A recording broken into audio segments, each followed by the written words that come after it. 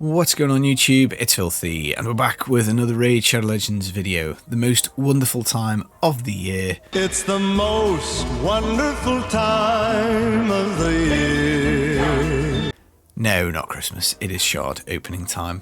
Now, on the Filthy Raider account, which is on day 26, we're going to sit on the shards because it's not 2x, I think. Even though there are some really nice champions on offer here.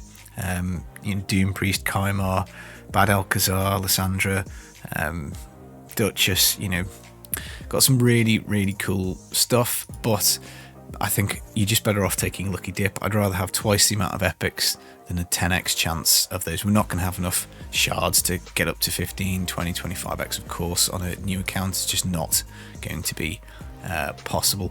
Same for the voids. Like, I would love Madame Cirrus. I don't have her on my main, so she's definitely who I'm going to pick. Ursula's a really good champ. Venus to Hanorach, brilliant champions. You just really super mega. Neon ultra unlikely to get them, so we're going to sit on the shards for this. Plus, we're not going for Tormin, we're not going for the fusion on this account, so there is no pressure. But on the main, we are, so let's jump on there and see what we do.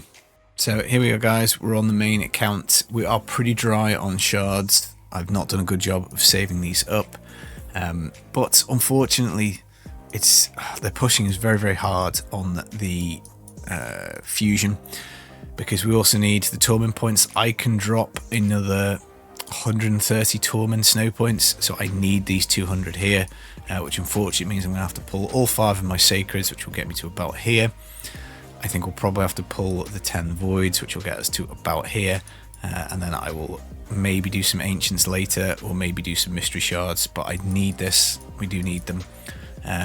We potentially have a sacred not too far away. It's another 200 snow points, so once we've done pulling the shards, we'll pretty much have another sacred back, I guess. I would prefer to save these for 2x, but sadly we can't. So we have to pick our champion. We have Bad Alcazar. I don't have Dutchess. I don't have Lysandra. I don't have Wither. This chick I don't think is very good, so I'm not going to go her. I also don't have Kymar, so this is like very tempting. We have multiple copies of Doom Priest, so the epic is quite an easy one. We'll take the Sylvan Watcher with the AoE speed up. And I think I would actually quite like a Dutchess, so that's who we're going to go for. This is it. Wish me luck. Let's see who we get. This is it. Don't get scared now. It's the most wonderful time of the year. It's gold. It is a Rochard the Tower.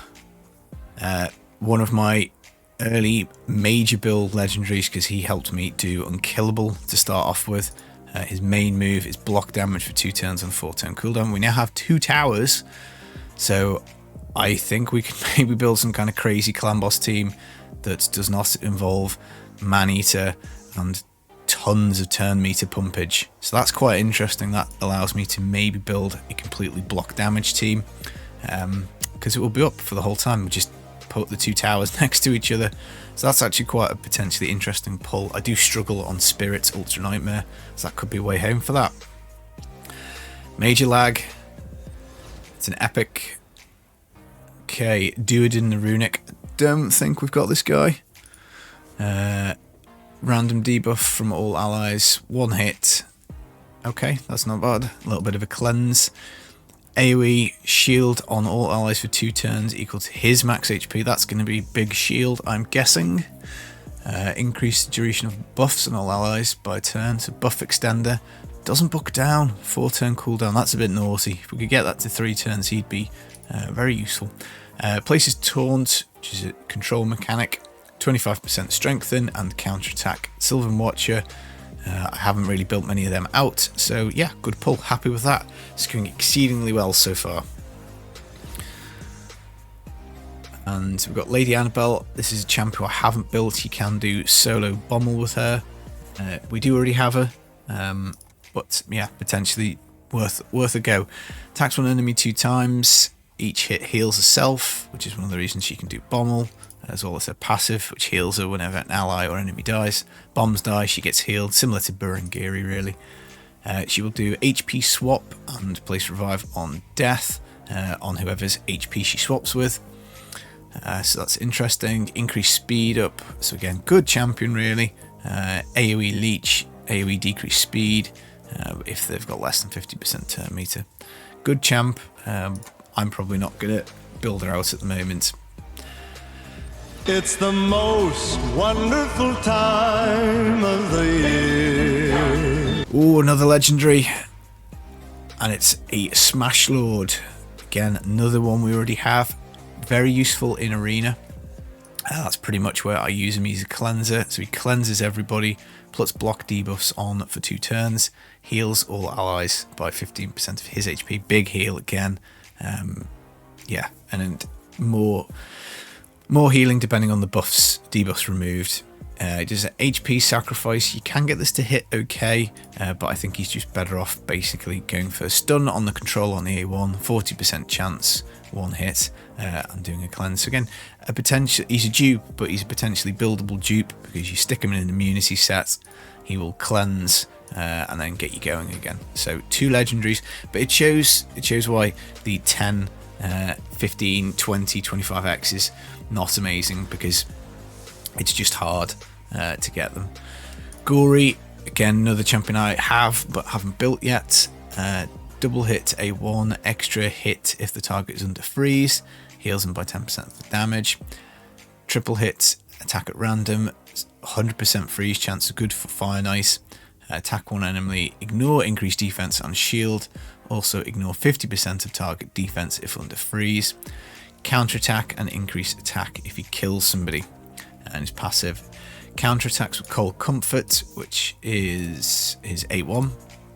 Whenever an enemy places stun, sleep, brace, provoke fear, true fear, or petrification.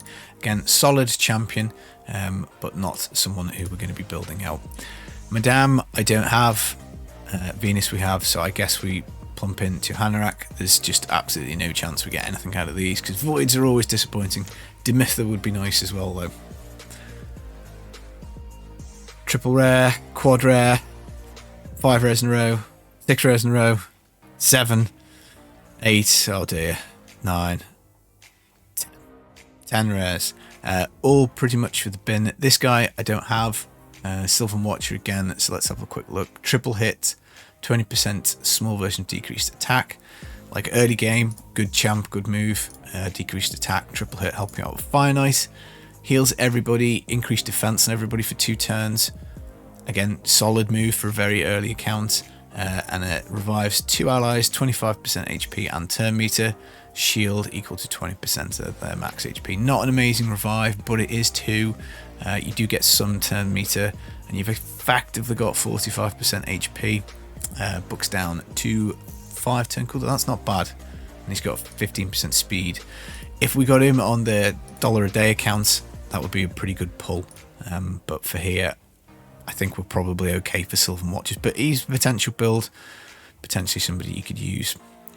Right, that is it, guys. No Dutchess, but I mean, I think actually we've got to be quite happy with the tower. That is quite interesting. That does. Is he Sacred Order? He's Sacred Order. Bannerlord Sacred Order. Really hard to not get those two mixed up. But yeah, that's a really good pull, because I can do now double tower and have block damage the whole way. So all we need to do is cleanse a stun. So you could do Doom Priest, and then you've definitely got the cleanse. He's damage based on attack. Doom Priest does big version of increased attack. This move does damage based on HP.